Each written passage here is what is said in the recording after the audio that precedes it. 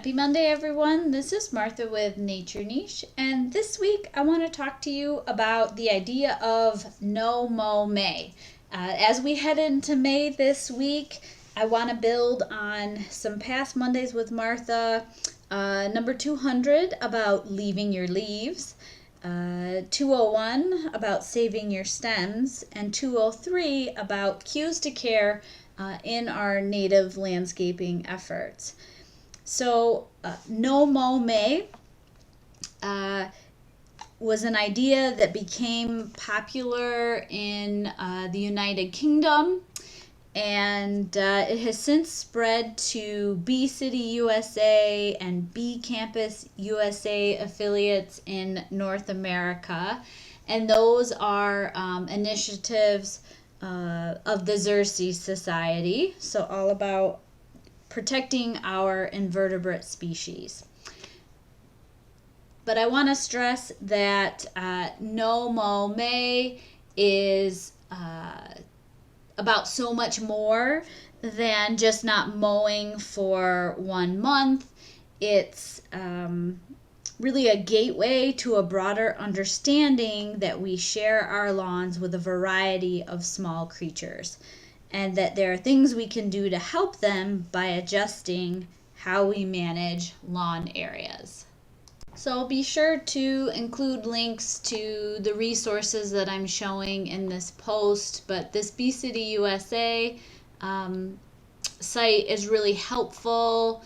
There's a No Mow May FAQs section.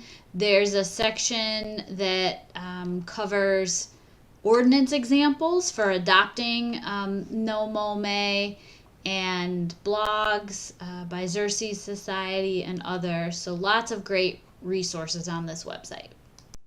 So lawn comprises 2% of the land cover in the United States, which doesn't sound like much, but that equates to 40 million acres, and it's the single largest irrigated crop grown in the United States. Lawns consume a lot of time and money and considerable resources with traditional management, including mowing and raking and fertilizer and chemical pesticide applications, weeding and watering. Lawn provides almost no benefit to wildlife, and it can be harmful to them. It provides little structural habitat, and thick grass-only lawns lack floral resources and nesting sites for our native bees. They're often treated with pesticides that harm our bees and other invertebrate species. So how do we rethink the American lawn and its management and do better? Well, first of all, we can only keep it where we actually need it. So high traffic areas make sense, paths, play areas, yards where you're going to have your pets. If you only go there to mow, then it doesn't really need to be lawn. I really like that concept and thought process. So I encourage you to think about, places where maybe you don't really need lawn and you're able to convert to more permanent native flower beds to help provide as many floral resources from spring to fall for our pollinators. Second, you can participate in a No Mow April, a No Mow May, or just generally a low mow spring. Early spring is a tough time, and it's a critical stage in the life cycles of our newly emerged native bees, like this queen bumblebee here I had in my yard this weekend. And there are really few floral resources, especially in urban and suburban landscapes, to help support these early emerging individuals. So by letting your lawn grow long and letting those early cool season weeds to bloom, you're providing habitat and important nectar and pollen resources for those bees and other pollinators. And I think it's important to note you don't have to go a full month without mowing. Even mowing every 2 to 3 weeks has been shown to help increase bloom availability for our hungry native bees and provide essential cover in that hot, taller structure as well. And it also helps, that cover helps to protect pollinators from spring frost. It's also important to note that, one mowing prescription isn't going to fit each situation perfectly. You have to respond to what's going on your site. So this is under the No Mow May, Mow Spring FAQs. Part of that website I was showing you, and they noted here that some ground nesting bees prefer areas with little grass or other competing vegetation.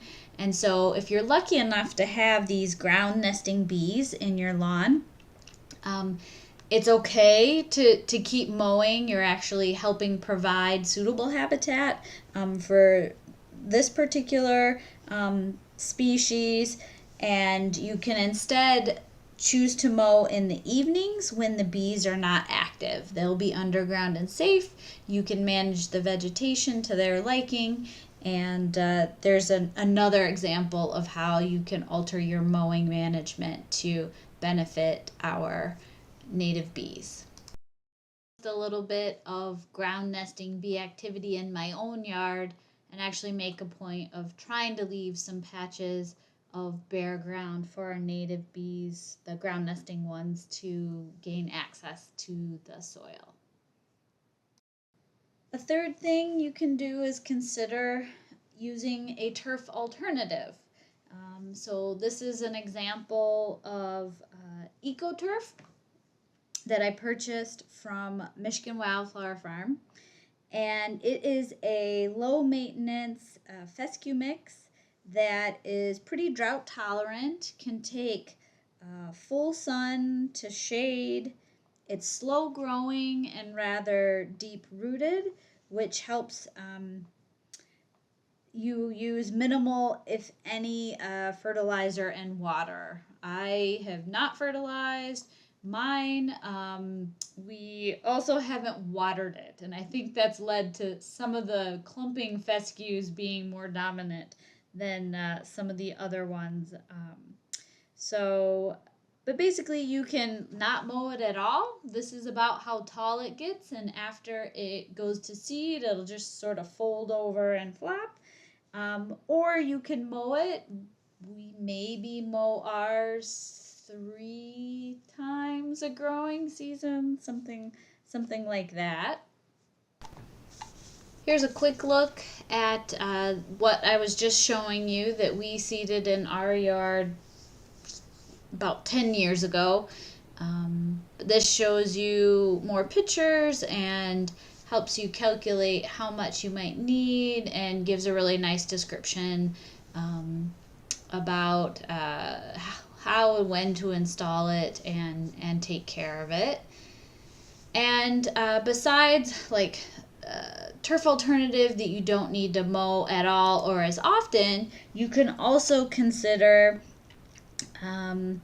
adding additional blooms. So that can be by ludding and promoting year after year those annual weeds within your yard, or you can also purposefully reach for mixes that have some of that already built in. So this is one that I just installed, kind of interseeded in between those fescue clumps in my backyard. This is Michigan Wildflower Farm's Be Happy Turf Mix, and it's those slow growing 5 fescues in their EcoTurf mix plus some white Dutch clover. So we're doing that to try to get some extra punch early in the spring with some blooms for our native pollinators. So this bee turf mix can take sun to shade. It likes dry mesic conditions, so not pure sand, um, and not too wet. But this is what the seed mix looked like, and I just hand broadcast it in, kind of in the bigger bare soil areas that I have this spring. So I'm excited to see how this establishes this year, and hope that I'm continuing to improve the early spring pollinator habitat uh, for my native bees.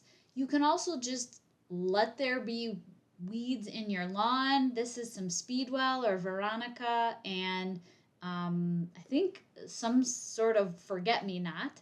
Uh, and then sometimes you get surprises, like I had this common yarrow established, so I ended up transplanting that out of the middle part of the yard.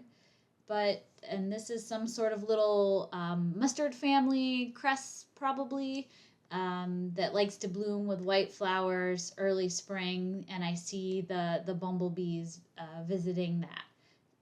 Other ideas, you can kind of keep your dandelions. You can keep and try to allow them to spread your native violets, species like heal-all, also known as self-heal or lawn prunella. And I've even left some little wild geranium species in the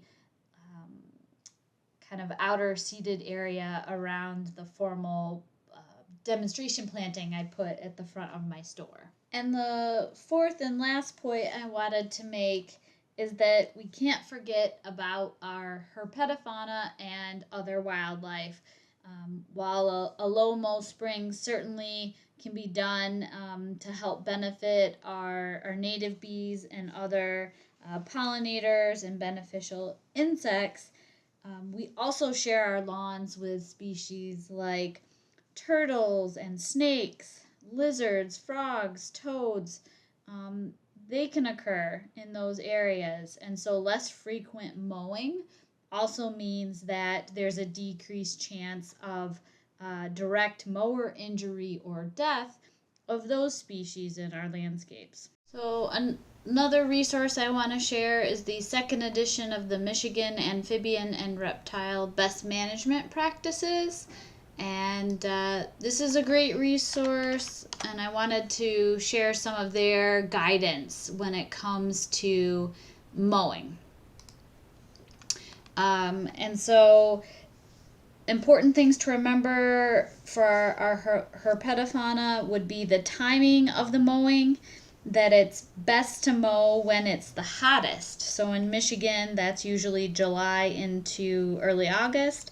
And that's when these animals are warm and they can flee or escape more easily.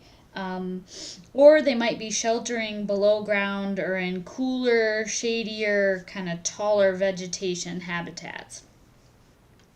You want to time your mowing to happen either before or after the peak turtle nesting season. So avoid mowing in mid-May through mid-June. And avoid peak foraging and migration seasons of other amphibians and reptiles, which is often in the early spring. Another good time to mow is late fall into early winter, when the herpetofauna are inactive, so November into early December, before the first snow kind of packs the vegetation down.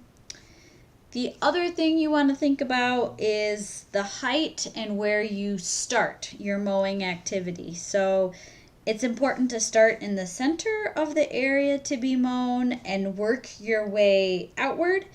And this gives the wildlife, the snakes, the turtles, the frogs, the toads, even the baby bunnies, the mice, the shrews, and chipmunks, a chance to flee away from out in all directions to cover.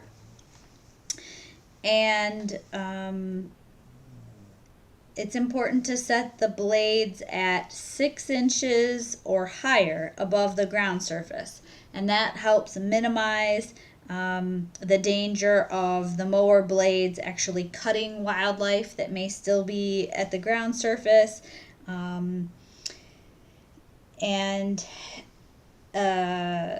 sort of an exception to that practice is if you need to deter herpetofauna. A good example would be in highly public places where there's a good chance of interaction with a federally listed eastern Massasauga rattlesnake. So in those cases, setting the blades below 2 inches and mowing low eliminates vegetative cover, and it decreases the chances that the rattlesnakes or other herpetofauna will use a really high traffic area with lots of potential for human interaction. So again, it needs to be site specific, and you need to think about the species at that site. But those are some good mowing guidelines from the perspective of protecting our herpetofauna and other wildlife species. And as part of that, before you get the mowing equipment out, doing a good visual scan of your area. It can be very hard to see them moving fast on a riding lawnmower or behind a walking one. So just walking your lawn area ahead of mowing, trying to shoo any wildlife species off to better cover is a great practice as well. So I hope these ideas help you to embrace the spirit of No Mow May and conducting a low mow spring, and helps you think about ways you can change your lawn management practices to help benefit our native wildlife. Thanks so much for listening. Take care and have a good week.